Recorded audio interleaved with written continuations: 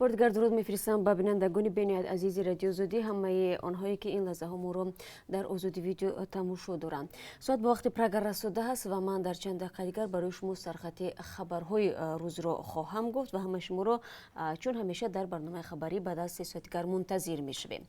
دوستان، ولایت ختلون به تحقیق وضع روانی جوانی شروع کرده است که در حمله به 2 سرباز دیویزیای 201 در بختر متهم دانسته می شود. مسئولان سفارت روسیه در تاجیکستان هم گفتند تحقیق حادثه را جداً پیگیری دارند و با فرماندهی پایگاه 201 و نهادهای حفظی حقوق تاجیکستان در تماس هستند.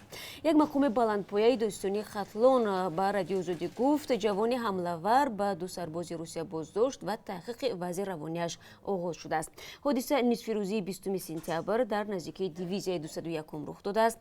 بازداشت شده با کارد حمله کرده است. اسم جوان متهم در این حمله و تفصیلات دیگری حادثه را در برنامه خبری پیشنهاد شما خواهیم کرد. سوال‌های بی‌جواب و شبهه از اسفره به دوشنبه آورد. مادر سربازی که رسو 1 ماه پیش جسد پسرش را دفن کرد میگوید تا هنوز جزئیات هلاکت فرزندش برای آنها رسما توضیح داده نشده است. جسد هدیت الله تقویف سربازی وزارت دفاع را با زخم تیر در پیشانی به والدین سپردند و گفتند او خودکشی کرده است، در حالی که تا اتمام مهلت خدمت این سرباز 40 روز دیگر باقی مانده بود.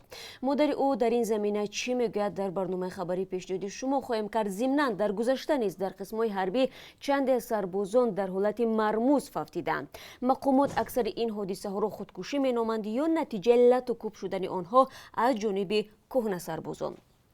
وزارت کارهای داخلی در نسبت یک راهبلد که موجیان را با اتوبوس به روسیه میبرد از روی قلابی پرونده باز کرده است.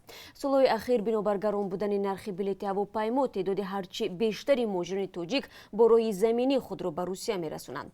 اگرچه تا امروز شکایت ها درباره خدمات ناخوب بعضی از شرکت های مسافرکشانی رسانه‌ای شده بود، اما طور معلوم می شود در مورد فروش بلیط اتوبوس نیز فریب جای داشته است. چرا را کمی تر به شما خواهیم گفت و کودکان کمبیزویت شهر در مقایسه با کودکان کمبیزویت دهه امکانی خیلی کم دارند که صنف‌های ابتدایی را به پایان رسانند و یا چگونه نابرابری اجتماعی زندگی کودکان را تلخ و سنگین کرده است. این خلاصه بنیاد اطفال سازمان ملل متحد یا خود یونیسف است که از جمله تاجیکستان را فرا میگیرد. سال گذشته بانک جهانی معین کرده بود که میزان نابرابری اجتماعی در تاجیکستان در منطقه از همه بالاست و فرق بین دارا و نادار در کشور تا رفت بیشتر می شود. اما مقامات تاجیکستان میگویند فعلا تقریبا 30% اهالی نادار است. در گزارشی که امروز برای شما پیشنهاد میکنیم شما میبینید که چگونه صدها خانواده تاجیک با امید زندگی بهتر از دهات به شهرها کوچ میبندند اما حیاتشان تیره تر می شود. خب بینندگان عزیز، باز چند خبر دیگر نیز هست که تا 3 ساعت دیگر فکر میکنم تفصیلاتش در دست ما خواهد بود و ما برای شما ارائه میکنیم. همه شما رو در برنامه خبری منتظریم.